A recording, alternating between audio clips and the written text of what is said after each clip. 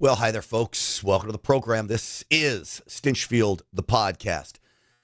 Look, with everything going on in Iran, we're focused over there. There are clearly threats here in the United States. Iran may be responsible for some of them. China may be responsible for some of them. Russia may be responsible for some of them. We have enemies in this world. And those enemies are somehow making inroads into the United States. I'm specifically speaking about this drone activity. Yes, the drones are back. Only this time it appears they're not hobbyist drones. These may be fixed wing aircraft drones, which take not a large space to take off, but a large enough space to take off. That where could you be hiding these things? Well, in Louisiana, it would be pretty easy to hide them. With the bayous of Louisiana, I'm talking about Barksdale Air Force Base, where our B-52 bombers are. Between March 9th and 15th, we had a series of 12 incursions, drones. Who's behind them? Why didn't the military shoot these out of the sky? If they did, they're not telling us that they did. Is it the Iranians behind it? We know that there are jihadis here. I would think this seems pretty advanced for it to be a jihadi operation. But more importantly, China would be a main suspect of mine because I do think they have the capabilities of launching drones inside the United States. Now, you've got Barksdale Air Force Base that goes on a total lockdown, a shelter in place. You also have this situation in Washington, D.C., Fort McNair, where Pete Hegseth, the Secretary of War, and our Secretary of State are both calling home. So what's going on here? We're going to go through it all. I'm concerned about it. There's no doubt about it in my mind that this is a concern, and I think it's being played down. You're not seeing a lot of it in the mainstream media. Please like and subscribe to the podcast if you can, folks. That'd be great for me. We start this right off the bat. Apparently, I'm learning the quicker you like these videos when it starts, the higher we get upped in the algorithm. So please like, subscribe, and share the podcast. Always, always appreciated. Before we get into the show, let me tell you about my friends over at Patriot Mobile. PatriotMobile.com/Grant. This is America's only Christian conservative wireless provider. This is a conservative activist organization, and I'm looking forward to spending some time with the folks at Patriot Mobile tomorrow. I'll be out at CPAC tomorrow, so that should be great. But this is what they do. They make sure they mobilize the troops and then put money behind it. And that's why, you know, when you pay for your cell phone service, some of your money's going to just that. PatriotMobile.com/Grant. I don't need to tell you, you pick which network you want to be on. So you're not going to sacrifice service. 100% U.S.-based customer service. A great guarantee. They'll also make you a deal to buy out your contract. You have nothing to lose to switch, and switching is easy. It only takes minutes with these eSIM cards. Just call them. 972-PATRIOT. That's 972-PATRIOT. Tell them Grant Stinchfield sent you. Use that promo code GRANT for a free month service. PatriotMobile.com/Grant. Get on board today. All right, with that, folks, let's get the show started. Uncensored and unapologetic. This is Stinchfield. Here's your host, Grant Stinchfield. All right. Welcome, everybody. We got a big show ahead. As I want to talk about LaGuardia, that horrible crash, too. There's some new video out. We're going to play you some of that new video. This murder of this Loyola student in Chicago, the Democrats' reaction to this is literally bordering on insanity. But before we do this, we have to drill down on these drones. We have drones making incursions over military bases, specifically Barksdale in Louisiana, Fort McNair in Washington, D.C. And the government tells us, oh, no, everything's okay. Bullcorn, everything's okay. I want to know why these things weren't shot out of the sky or followed once they left. But apparently for hours, they were flying reconnaissance over Barksdale Air Force Base in Louisiana. And here's the thing. Is it about reconnaissance? I don't think so. I think this was a test. I think this was a test to see what we would do.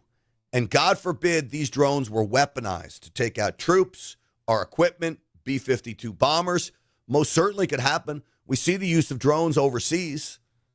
So let's start with a news report about this to kick it off. This is talking about the situation outside of D.C. U.S. officials detected unidentified drones above an Army base in Washington, where Secretary of State Marco Rubio and Pentagon Chief Pete Hegseth live.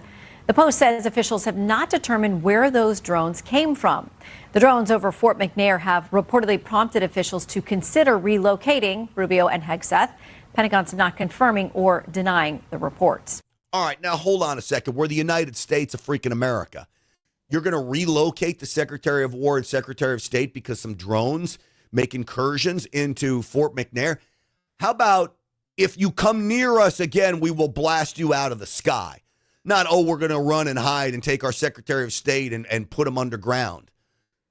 How about our military bases ought to be secure? And as much as we're taking the fight to the enemies in the Middle East, we need to be taking fight to the enemies here. If you fly a drone over a U.S. military base, that drone will be shot out of the sky. I don't know how they come to any other conclusion than that. Now, maybe they've been shot out of the sky and they're not telling us. The Pentagon's been very tight-lipped on this. There was a memo that was leaked that basically said these things were flying at will over there. They had jamming capabilities, which means this is not a hobbyist, that these drones could push back against U.S. jamming capabilities. This is bad news all the way around. So you've got to ask yourself, what in the world is going on? Then we go down to Barksdale Air Force Base in Louisiana. Mystery drones over a major U.S. military base in Louisiana. Waves of high-tech drones flying over the highly sensitive area.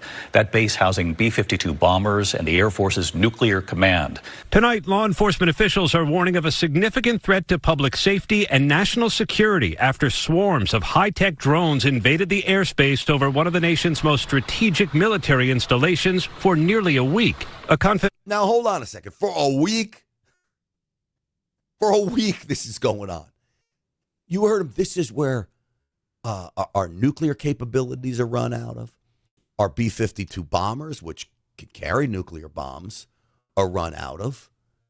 A week this goes on for? Financial briefing document reviewed by ABC News said earlier this month, multiple waves of 12 to 15 drones flew for hours at a time over sensitive areas of Barksdale Air Force Base near Shreveport, Louisiana, home of B-52 bombers and the Air Force's nuclear command. Now, that's not far from Dallas. Louisiana, at least Shreveport's just a few hours down the road from where we broadcast from. So if they have the capabilities to fly these drones over Barksdale in waves of 12 to 15, where is the organizational flight patterns coming from? Who's flying those drones? Now, they could be AI programmed or straight computer programmed, but somebody's got to be doing the programming. Where is that coming from? Where are they taking off and landing from?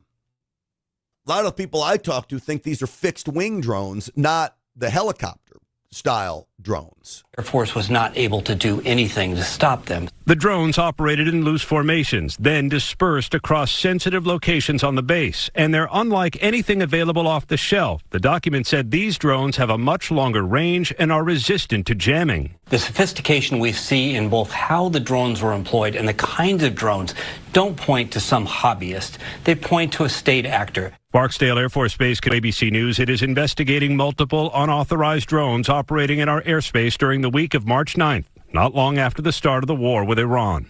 The analysis we reviewed, David, said these still unexplained incursions are expected to continue, and law enforcement officials, David, have long expressed concerns about the country's ability to defend itself from drones. I'm just so confused. Are you? They expect it to continue. Why wouldn't you say we don't expect it to continue? Because every drone that comes near this base will be shot out of the sky, will explode before our very eyes. What do you mean expect it to continue?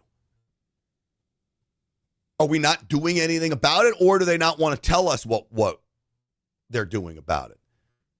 Could be either or. I hope it's the latter. But I'd like to get a little more ability to feel at least confident about this. I don't feel very confident at all about this. This goes back a year ago. Remember when we were having the drones? I think it was a year ago. Was it last summer? Drones up and down the East Coast, New Jersey. It seemed to me to be hobbyists more than anything else. Well, I believe it was 60 Minutes that did an interview with a high-ranking individual talking about. So there are some safety concerns with trying to shoot these things out of the sky. So if I were to go out of my house with just an AR-15 and shoot a bullet into the sky, that bullet will go a mile or more. I mean, that will go a long way. That poses a huge safety risk. If you have conventional weapons that are shooting these drones out of the sky and the bullets are missing the drone, you could put civilians in danger a long way away. That is an absolute risk here. It seems to me you need either some type of laser weapon, which we do have. I know it sounds crazy to say, oh, we need a laser weapon. We have laser weapons. We need some type of laser weapon or in the form of a shotgun pattern. Now, if these are very big, I don't know if a shotgun pattern would take these down. Certainly a shotgun would take down a hobby drone. No problem. You could pop those out of the sky easy. But if this is a big drone like we see being used in Iran, by Russia and China, it's not going to be able to come down with a shotgun. So there's concerns about how you take it down unless you get above it and shoot towards the ground. You know, look, when you're firing anything, what do you have to do? You have to know what is beyond, what is downrange of the target, and only fire when it is safe to do so. That goes for a military operation as well. So we'll be keeping an eye on this, no doubt about it. I did an interview with a buddy of mine, Matt Tardio, on this. I want to play a little bit of it. But before I do, let me tell you about my friends over at VRAinsider.com. I'll tell you what, with everything going on in the markets, VRA Insider has given me some level of perspective and some level of sanity that I can see what's happening, and now I know why it's happening, and now I know where the markets are going to go. VRAinsider.com. It is a daily newsletter that spells out a position of anywhere between 10 to 15 holdings, and this is a position system. This is not a day trading system. It's a position system that averages returns of 35% a year. They've beaten the markets 19 of 22 years. VRAinsider.com, Vertical Research Advisory. You can certainly Google them, do your research. The CEO is brilliant. And here's the great thing. You get a 2-week free trial, okay? So a free trial for 2 weeks. You get access to everything. The positions they're holding, the trades they had made over their entire history, the back end of the system. You see everything. You have nothing to lose here. Go to VRAinsider.com, get this 2-week free subscription, and you're going to see why you're going to want to be on board with these guys. I allocated a sizable portion of my portfolio to the VRA. VRAinsider.com, that's VRAinsider.com. All right, what is Matt Tardio? He was a Green Beret guy. He is fabulous at open source intelligence. He's also fabulous at closed source intelligence, but he's not going to reveal any intel that can't be revealed. But there is an ability to source intelligence through open source networks. Matt is very good at this. This is why I wanted to bring him on the program to talk about these drones. So 4 hours worth of loitering time for each day, right? Up to 4 hours worth of loitering time. And that pretty much takes out the quadcopter idea as far as these drones go. Barksdale Air Force Base also has, drone jamming equipment, if you will, that's over there. These things can be guided in several different ways. I'm going to go ahead and rule out fiber optics on this one because it most certainly doesn't sound like that was the case. Plus, it would have a wire that leads back to where these suckers were being launched from. But primarily, what we're looking at is some pretty advanced technology that was going in there, allowing them to basically skirt the jamming systems that were taking place. Now, if it just happened one day and it kind of caught them with their pants down type deal and they ended up locking it down and shutting all the B-52s out, that's one problem. But this occurred every day for an entire week. Every day for an entire week, you had 12 to 15 drones with up to 4 hours worth of loitering time over that base. And they went over the airfield. They also went over some of the general quarters areas, lots of other things. And this is part of the, like, United States' nuclear triad, right? Like, this isn't a little deal. This is a big deal. This is a big incursion. And when we start really assessing at where, Barksdale is, with distance from Dallas, with distance from Houston. Let's not forget that, 15 months ago, we had a guy from Houston drive over and run through a crowd over inside of New Orleans, right? And let's also not forget about the fact that just a couple of weeks ago, we were talking about, DHS and the United States Army using an advanced laser to shoot drones down that were coming across the border that they later said was a party balloon, right? So we were very antsy and pantsy about shooting things down coming across our border. And I think we were doing it for a reason. This is very, very troubling in the aspect that one day, yes, you could look at it as a probe, but after that, now we're just rubbing things, now they're basically just rubbing in our face that they're able to do this. Ran a cost estimate of these suckers when you look at it. And you're talking about with that amount of flight time, plus the fact that we have no idea where they came from, which likely means that they ended up coming across the rural area. Like you mentioned, that they ended up having lights on them. Reports that I'm hearing is the lights can turn on and off. Okay, so they were flying covertly up over the Barksdale Air Force Base. And when they got on there, they turned the lights on, which is even more sign that they're doing probing and harassment operations. But then they end up turning their lights off and all exiting through different corridors, leaving the base, which makes it even harder to trace them.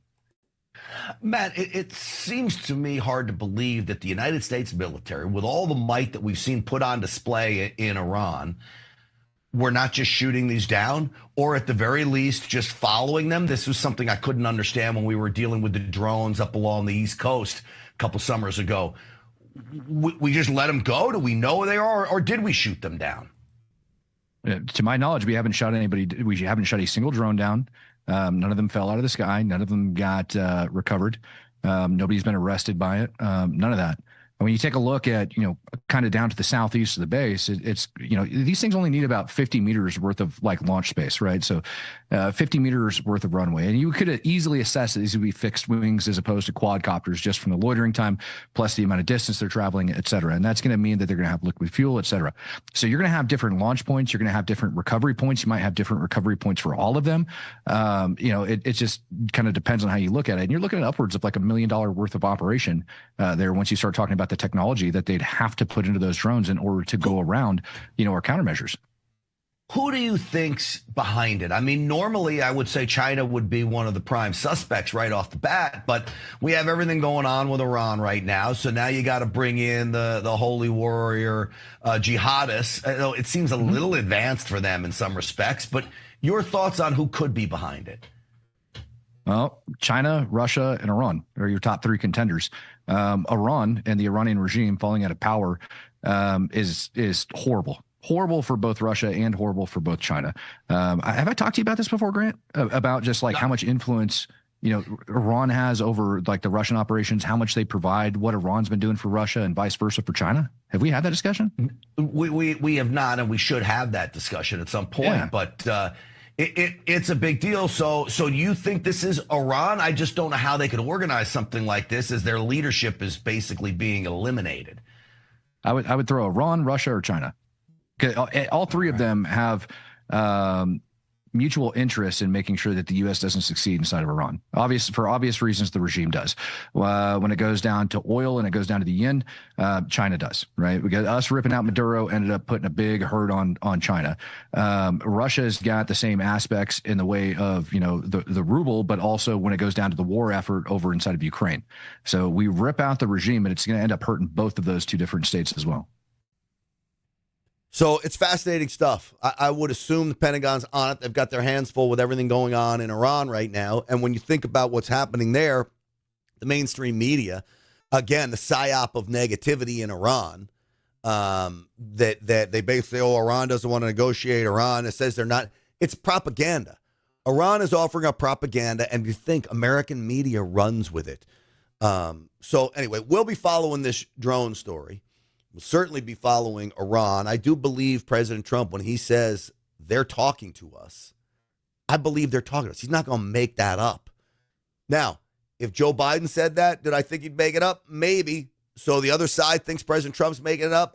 I guess I could see where they are if you despise Trump as much as I despise Joe Biden, but I don't have any history of President Trump leading us down a wrong path.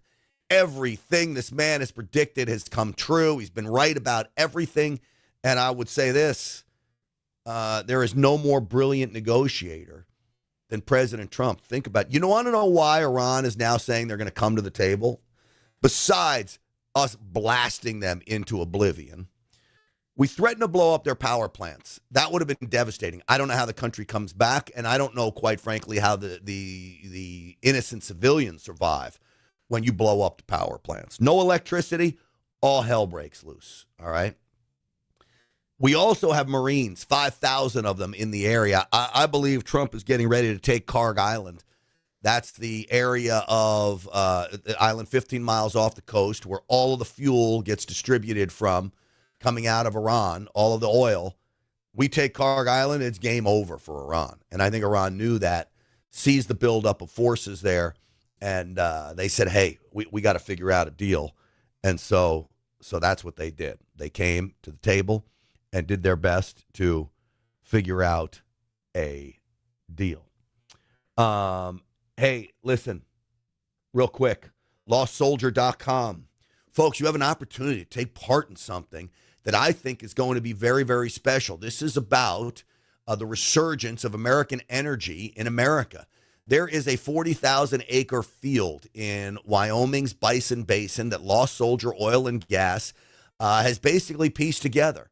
And they're now offering up an opportunity for the everyday guy. You have to be an accredited investor, but the everyday guy to take part in this. It's really a fascinating project. The geologists are saying there are large formations of natural gas that are stacked, which that, of course, is a good thing. They believe they can support up to 500 wells. I know the CEO. I've gotten to know him, and more importantly, I've looked at his history. This guy has a history of successful companies. So what I would urge you to do is check out Lost Soldier. See if this is something you're interested in. LostSoldier.com. That's LostSoldier.com. Tell them Grant Stinchfield sent you, and they'll get you everything you need to look at to make an informed decision on this. Of course, everything has risk, but it's worth taking a look at if you've got some money to invest. LostSoldier.com. That's LostSoldier.com. All right. Now to the next big story on the hit parade. And that is the LaGuardia crash. Wow. So Air Canada has one of those little regional jets coming down from Montreal. Two pilots just in the beginning stages of their commercial piloting career. I don't think they stood a chance. When I listened to one of the witnesses of this crash, he basically says we came to a very quick stop and then it came to a massive. I believe that was the pilots trying to brake. The question then becomes, should they have hit the gas and tried to go over the fire truck, or was braking the best idea? I don't know. The NTSB can answer that question. Before I play clips from the witnesses, from the people that were on the plane, I want to show you, or at least what appears to have happened here. This is an AI regeneration, and it starts at the very beginning because everybody was asking, how did this controller say, yes, cross runway 4 to the fire truck, when he should not have been crossing runway 4. He realized his mistake, said stop. It does not stop. Well, there was another emergency going on at the same time. We have obtained the entire audio with, I guess it's somewhat of an AI recreation, but take a listen. Stop, truck 1, stop. Granada 2384 is declaring an emergency. The flight attendants in the back are feeling ill. Because of the odor, we will need to go into any available gate at this time. Okay, roger that. So you hear there, another flight has a problem with the de-icing material, I believe, and they feel that there's an odor in the back, and they want to go back to the gate. Hey, there's that again. Do you guys have any gate for United? Because now he's declaring an emergency. They want to get out. Yeah. Let me ask him. I'll call you right back. Okay, ready that. Jet 646 LaGuardia. Yeah, with you for GILS 4 for Jet 646. 646 number 2, clear to land 4. Clear to land number 2 for Jet 646. And 2384, do you have a gate available at this time? Otherwise, we will be probably requesting air stairs. Give me 1 second. So, two things going on. You hear the Air Canada say, hey, we're ready to land. He says, clear to land, runway 4. Now, how are you about to give the fire truck the go-ahead to cross runway 4 unless you think there's enough time? But I think this controller had too much going on.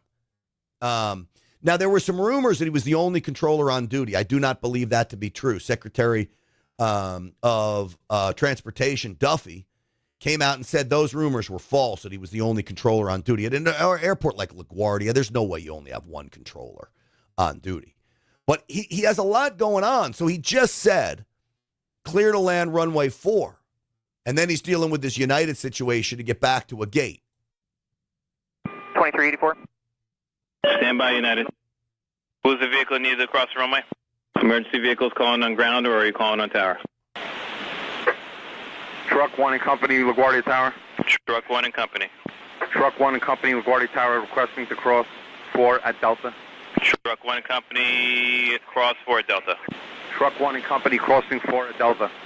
So notice the controller sounded like he checked something, but he had just given clearance to the other plane to land. This is going to be a big issue for this controller. I feel so bad for this man because obviously it's a mistake, an accident that cost 2 people their lives, 41 people in the hospital.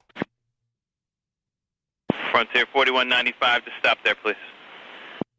Stop. Truck 1, stop. Sorry, Truck 1. Stop, Truck 1. Stop, Truck 1, stop. 4195, we're staying here. Delta 2603, go around, runway heading 2000. Jet 646. Jet 646, I see you collide with a vehicle here, just hold position. I know you can't move. The vehicles are responding to you now. Is the runway closed? Delta 2603, go around, runway heading 2000. Heading 2000, go around, Delta 2603. LaGuardia Tower. Tower, Carnage, to reiterate, LaGuardia Airport is closed at this time. No aircraft in or out. Jazz 646, hold position. I know you can't move right now. You see this guy's going through his training, and you realize the plane's not moving. It just collided with a massive fire truck. Video of this is very, very hard to watch. Now, to the witness who explains what I believe happened, and that is the pilot saw this fire truck and tried to give a hard brake. It was like a regular flight, like always, but as we were arriving, we came down really hard, and then we stopped really quickly, and then and about 2 seconds later, we just had an absolute like slam. Everybody was flying everywhere. I mean, like the plane started veering off left and right, and there was, I mean, just it was chaos. I mean, it didn't feel like there was anybody in control.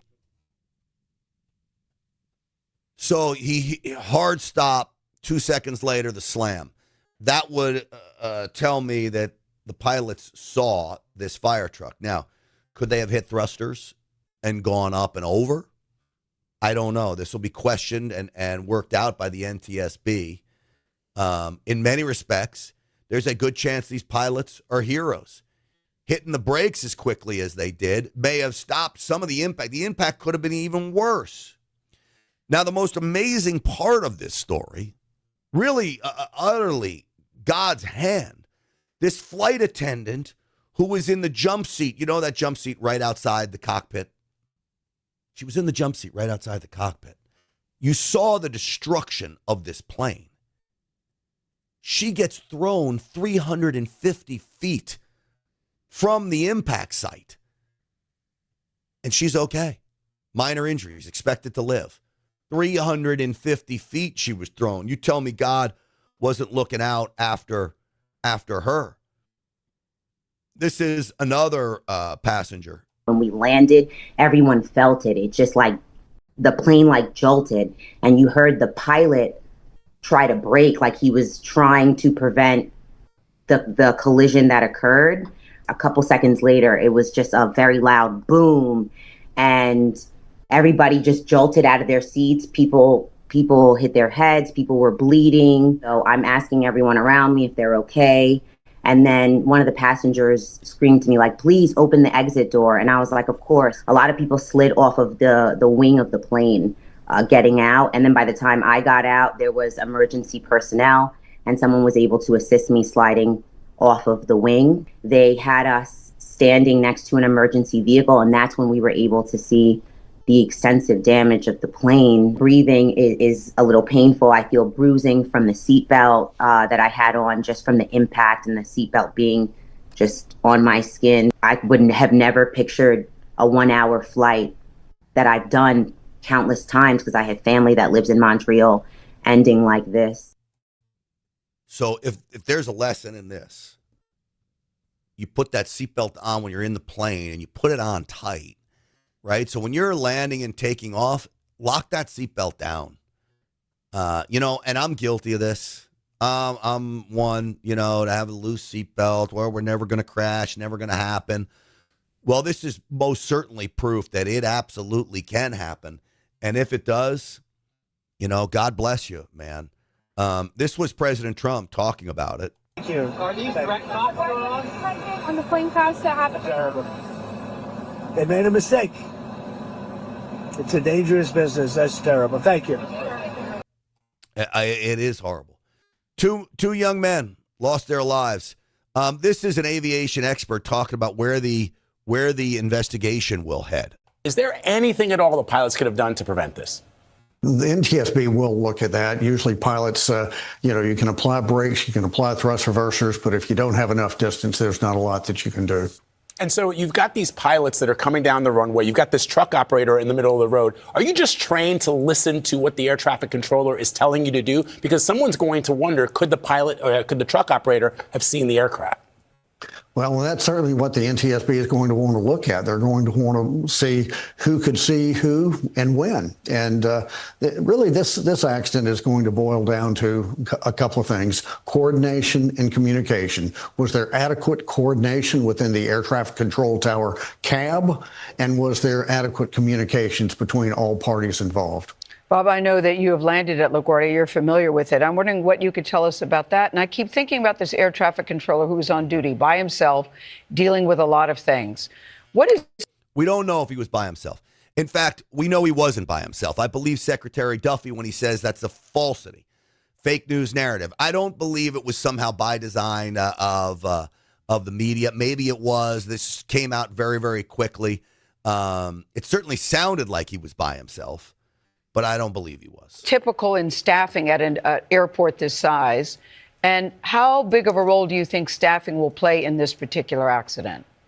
Well, great questions, Gail. Certainly the NTSB is going to want to sort through all of that to see. We've heard rumors that there's one controller on duty. I'd be very skeptical if that's actually true, but the NTSB will certainly look at the staffing model, see what was going on within the tower, and try and figure all this out. Bob, speaking of the NTSB, what does an investigation look like from here, and how long do you believe it will take? NTSB is going to have a lot to go on. They're going to have air traffic control tapes, radar tape, cockpit voice recorder from the airplane. They'll have witness interviews. They'll interview the controllers. So they'll have a lot to be able to go on. As far as the length of time, remember that January of last year, we had a mid-air collision. The NTSB wrapped up that investigation in 1 year. So generally, I think they'll be able to get this one done between 12 and 18 months. 12 and 18 months. I mean, that's a long. That is typical government at work. And this guy's saying that that's somehow quick. 12 and 18 months. Look, he just said you've got the cockpit voice reporter. You've got witness statements, which will be gathered pretty quickly. You've got the air traffic controller who you're going to be able to interview. You've got. I promise you, there will be surveillance footage of this crash at LaGuardia. I'm sure LaGuardia has cameras on all of these runways recording video. One of the things that was really sad about all of this is the air traffic controller realized he made a mistake. This is him realizing he made a mistake. Ground, Brickyard 5681. Frontier 4195, I got the word that we're going to be closed for a little while. If you want to prepare to return to the ramp, let me know. Yeah, we got stuff in process for that, man. That wasn't good to watch.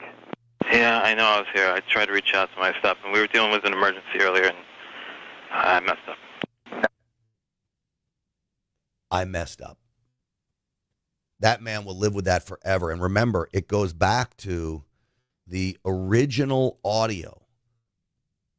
Let me see if I can cue it up. Let's see. Hey, this is Ed again. Do you guys have any gate for United? Because now they're declaring an emergency. They want. Let me accent. Okay, ready that. Jet 646, LaGuardia.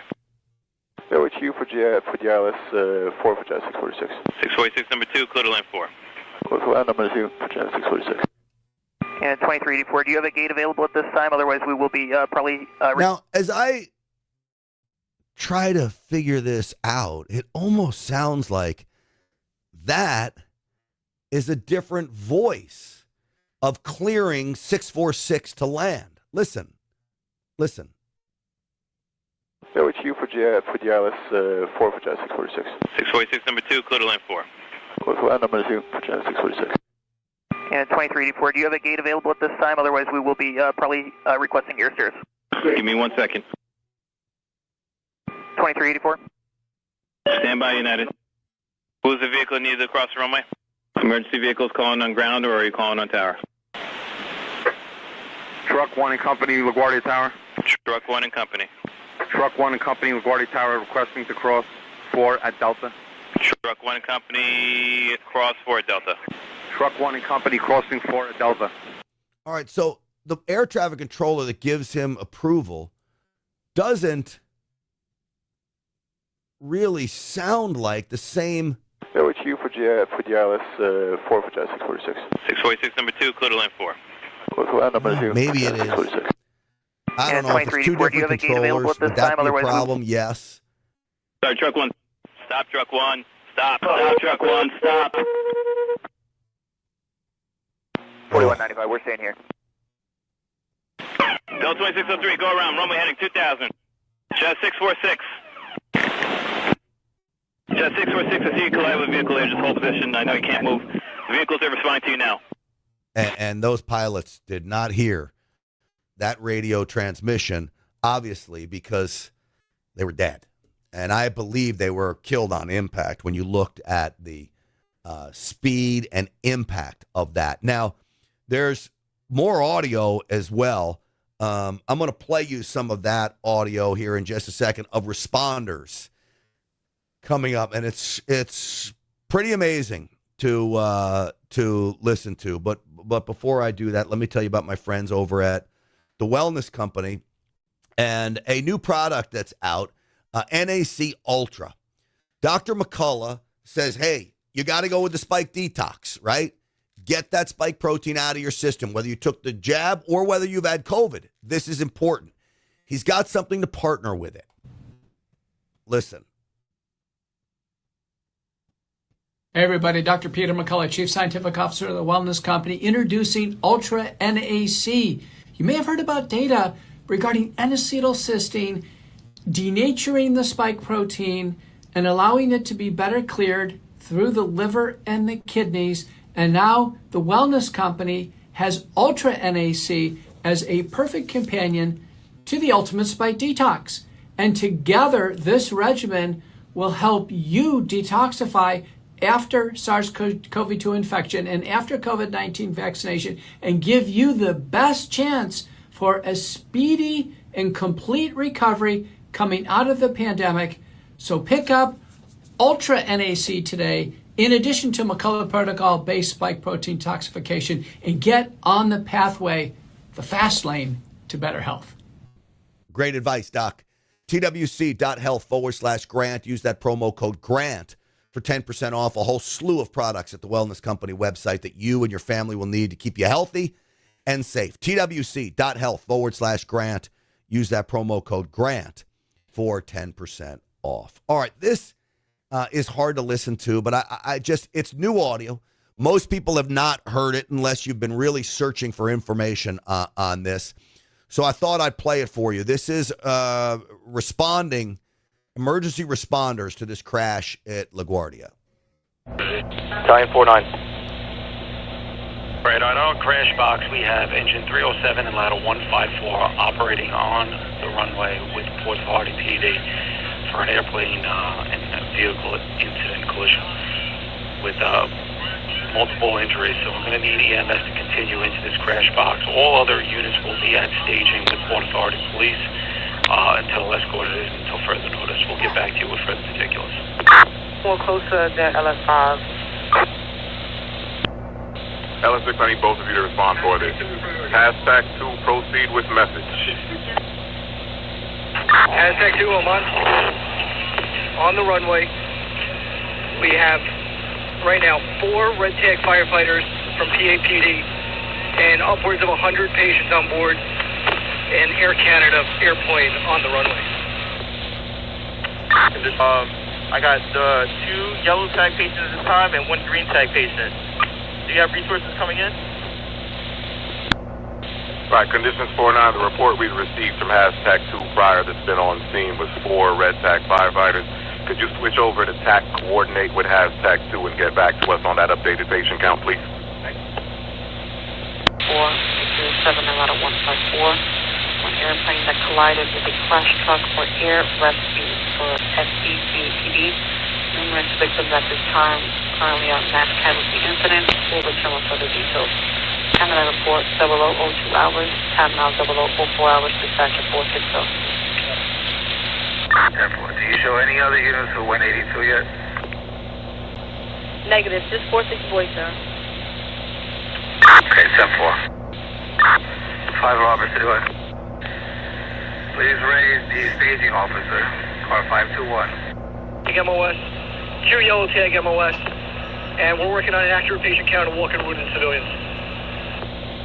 4610-4, please start diverting red tags to other trauma centers.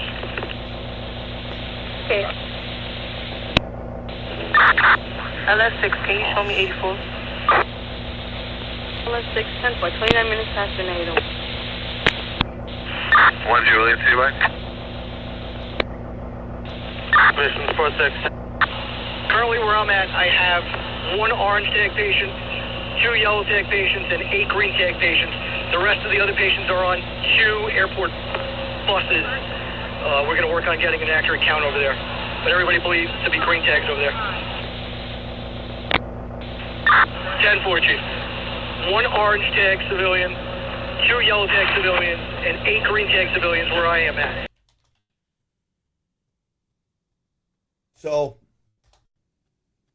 So clearly, this was what they call a mass casualty incident. 41 people sent to the hospital. Most of them, you heard them say green tag. That's the best, obviously. And then you've got others, including the 4 firefighters that it's amazing how they survived. How are the firefighters on board that truck not dead? How is the flight attendant that was thrown from her jump seat? I mean, I think she was still strapped into the jump seat, 350 feet from the impact zone. All of this is the kind of thing that says, yes, there is a God, but sadly, 2 men lost their lives over this. Sad, sad, sad state of affairs.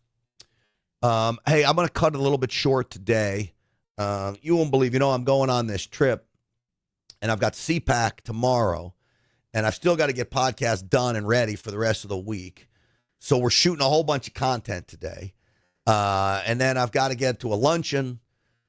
I've got more stuff going on than you would believe, but it's all good, right? I mean, in the end, it's all very, very good stuff.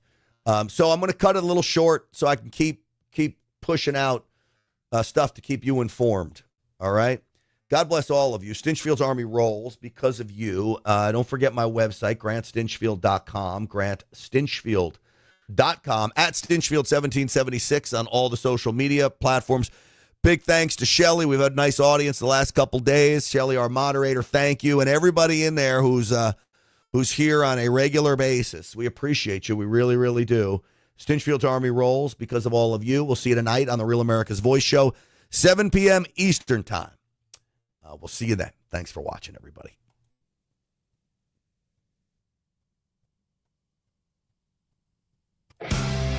Uncensored.